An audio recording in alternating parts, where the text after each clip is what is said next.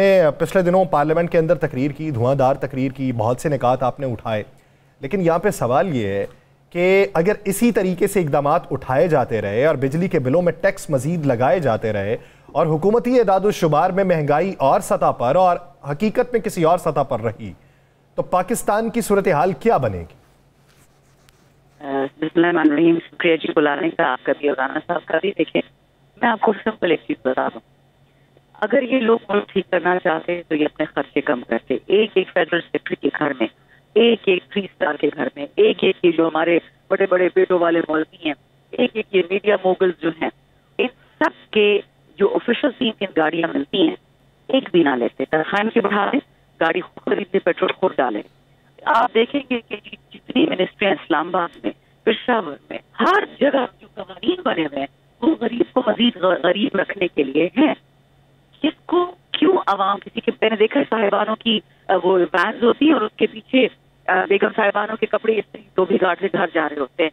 क्या ये मुल्क उसका मुतहम्मिल हो सकता है? आप सिर्फ फॉरेन ऑफिस की चिट्ठियां खोले, एक एक एम्बेसडर जिस घर में रहता है पाकिस्तान को 20 से 30 हजार डॉलर महीने का उसका रेंट होता है।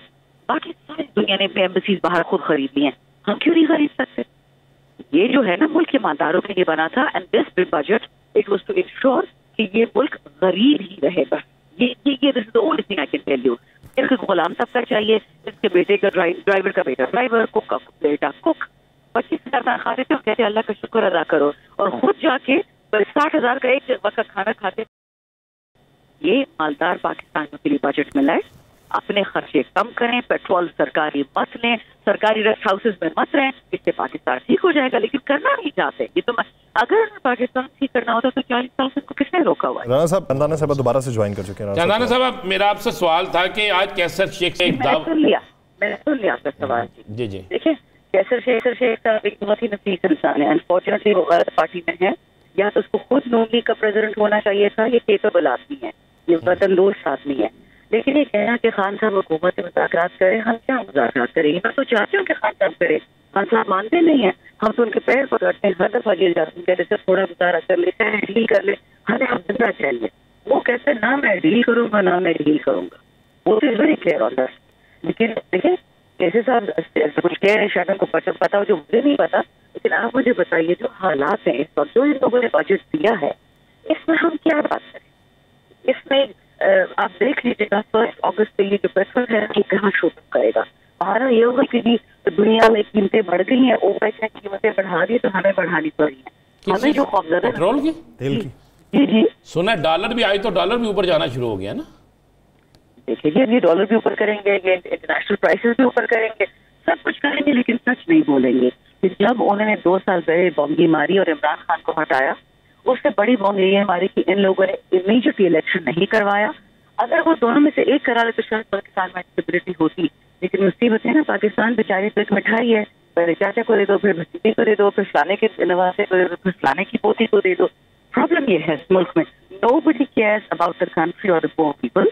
इशू सारी है कि मालदारों को मालदार रखो, गरीब को मजीद गरीब करो और मिडिल क्लास को स्क्वीज करो। तो इस तरह मुल्क में रेवोल्यूशन आएगा। इनको क्या लगता है कि ईरान में या रोम में, आप हिस्ट्री से देख लें, या अरबी ममालिक में जहाँ जहाँ रेवोल्यूशन आया था गुरबत की वजह से आया था। और इस दफा सड़कों पे पीटीआई को निकलने की जरूरत ही नहीं होगी, आम आवाम निकलेगी, नून का वोटर भी निकलेगा, पीपल का भी निकलेगा, एएनपी का, जेयूआईएफ का, और फिर ये देखिए ये लोग तो अभी 20-30 गार्ड के साथ घूमते हैं, 100 गार्ड के साथ घूमेंगे तो नहीं बच पाएंगे। अच्छा शानदाना साहब, आपका जलसा कब होगा? इजाज़त अभी बादियुन नज़र में दिखाई देता है कि आपको नहीं मिलेगी। फैसलाबाद में आपने बड़ी तगोदो की, आपने इस्लामाबाद में की, मुख्तलिफ शहरों में की, सिवाय केपी के।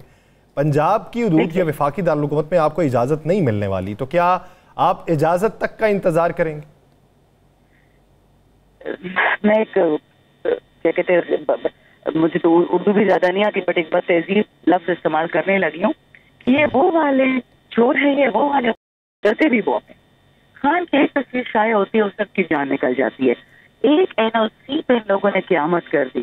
सुप्रीम कोर्ट में खान साहब के ऑडियो किसी ने लीक कर दी, हमने तो नहीं किया, भेजा तो नहीं बैठी सुप्रीम कोर्ट में, उससे इनकी जान निकल गई। आप मुझे बताइए ये जलसा कैसे फेस करेंगे? ये वो लोग हैं जो डब्बे भरवा, फॉर्म 47 की जो हुकूमत है ना, वो डब्बे भरवा के आई है, वो अवामी हुकूमत नहीं है। उनको पता है दोबारा हम जूते वूते पॉलिश करके दोबारा डब्बे भरवा के आ जाएंगे, उनको क्या फर्क पड़ता है कि जलसा हो ना हो। उनकी जान इसमें निकलती के लिए उन्होंने निकले। अब what they don't understand is ये प्रेशर कुकर का एक सिंपल कॉन्सेप्ट होता है, आप जितना प्रेशर बढ़ाओगे उतना ही जोरदार धमाका होगा। क्यों ये लोगों को नहीं निकलने देते अमन और अमान से? आज आपके सूबे में बिलावल भुट्टो जरदारी साहब आए हुए हैं और उन्होंने फरमाया है, उन्होंने अपने कहा जी मैंने तो 300 यूनिट इस सूरत पे फ्री कहा था कि अगर मेरी हुकूमत होती तो आप नहीं समझती कि अभी भी हुकूमत इनकी है? यार राना साहब, मुझे तो समझ नहीं आती कि ये लोग किस किस्म के अल्फाज बोल सकते हैं और ये खौफ भी नहीं आता कि अल्लाह पकड़ेगा इन पे। मुझे बताएं, पीडीएम की हुकूमत अगर आज पीपल्स पार्टी के वोट हट जाए, नो कॉन्फिडेंस मोशन हो, तो क्या नून लीग की हुकूमत रहेगी? नहीं, एक सेकंड रह सकती है? तो फिर याद रखें, इन लोगों ने ये प्रूफ कर दिया है कि ये इनका बीबी शहीद से कोई लेना देना नहीं है। बीबी में 100 कमजोरियां होंगी, लेकिन वो एक बहुत तगड़ी एक औरत थी। ये सब ने साबित कर दिया कि किसी का भुट्टो खानदान से कोई लेना देना नहीं। ये पता नहीं कैसे लोग हैं, मैं तो ज्यादा ना ही काउंट होते मेरे। शानदाना साहिबा, अगर देखा जाए तो पाकिस्तान तहरीक इंसाफ के अंदरूनी मामलात, आपने भी उस पर ट्वीट्स बहुत सी की, बहुत सारी बातें की, दूसरों को चुप रहने का भी मशवरा दिया जब तक खान साहब की रिहाई अमल में नहीं आती। लेकिन क्या समझती हैं कि वो जिस दिन से फवाद चौधरी साहब ने इंटरवीन करना शुरू किया है, उस दिन से ये हालात जो हैं वो जोर पकड़ते चले जा रहे हैं? रोजाना की बुनियाद पर किसी ना किसी का बयान सुनने को मिल जाता है जो कारकुनान के जहनों के ऊपर भी असर डालता है। तो उसके पीछे की वजूहात और ओवरकम किस तरीके से किया जा सकता? देखिए, ये सारा आई वॉश है। ये सारी, जिससे मैं कहती हूँ ना, ये अजबेस पे काम, इज नॉट एक्चुअली अजबेस पे काम एट ऑल। ये लोग बदला ले रहे हैं। हमने कहा था ना का वोट, जुल्म का बदला वोट से, अब ये लोग वोट का बदला जुल्म से ले रहे हैं। ये जो ये लोग क़यामत पाकिस्तान पे ढाना चाह रहे हैं, तो खान साहब ने 2 बार बोल दिया, ठीक है पीसीआर में बैठ जाऊंगा, नो प्रॉब्लम, मुल्क वतन के लिए कुछ भी, लेकिन मिलिट्री ऑपरेशन हम नहीं सपोर्ट करेंगे। पहले खुद तालिबान मंगाए, खुद उनको बिठाया और अब कह रहे थे उनको मारो। ये क्या बात है? आपने जिनको बुलाए थे इतनी अरबों रुपए की बाढ़ लगी है, वो आए कहाँ से? जहाज में आए हैं, एयरपोर्ट से आए हैं, गाड़ियों में आए हैं, पैदल आए हैं, कहाँ से आए हैं? कहाँ से आए हैं? टीटीपी है या तालिबान है या जो भी है, मुझे नहीं पता। तो ये एसेंशियल इशू ये है कि वो आज शेर अफजल मरवत ने टाई पहन ली, आज शानदाना गुजार ने चादर पहन ली, आज रफी ने नाश्ता कर लिया। ये कैसी खबरें? खुदा का वास्ता है। हाँ, हर पार्टी में इख्तिलाफात होते हैं, लेकिन जो जमहूरी पार्टी होती है, हम मौरूसी नहीं है। मौरूसी में लड़ाइयाँ कम होती है कि जमात के ऊपर से डंडा आता है। यहाँ तो खान साहब ने हम ये हाथ किया था कि हम खान साहब से भी सवाल पूछे और पूछते थे, हम आइंदा भी इंशाल्लाह पूछेंगे।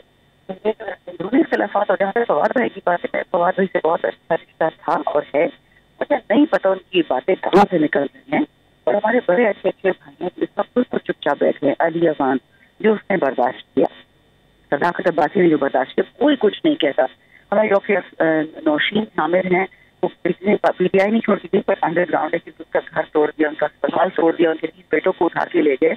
डॉक्टर रुखसाना है, इतनी खवातीन है कि उनका मतलब जो हमें पता है, डॉक्टर यास्मीन राशिद को और सनम को तो पता ही है उमर की माँ का। बट ऐसे ऐसे लोग जो कुर्बानियाँ दे रहे हैं। शानदाना साहबा, ये बताएं, आपकी नज़र में हुकूमत कब तक चलती नजर आ रही है आपको? हुकूमत जी अभी भी नहीं चल रही है, वो तो बाइडन के जोर पे खड़े हैं। जिस दिन बाइडन चलता माना ये लोग जाएंगे। लेकिन वो अब आपके बारे में बात करते हैं कि बाइडन जाएगा, पहले वो बात करते थे बरतानिया का वज़ीर आज़म तब्दील होगा, ऋषि सुनक के बारे में भी बातें बहुत सी होती रहीं, तो वो कहते हैं कि आप बाहर के लोगों के ऊपर तकिया कर रहे हैं। ओ भाई जी, तो मैं आपको ऐसी सी बातें बता सकती हूँ ना कि आसमान में जो है इनके दिमाग पहुंच जाएंगे। शानदाना गुलजार साहब, बहुत शुक्रिया आपका इस हवाले से वक्त देने।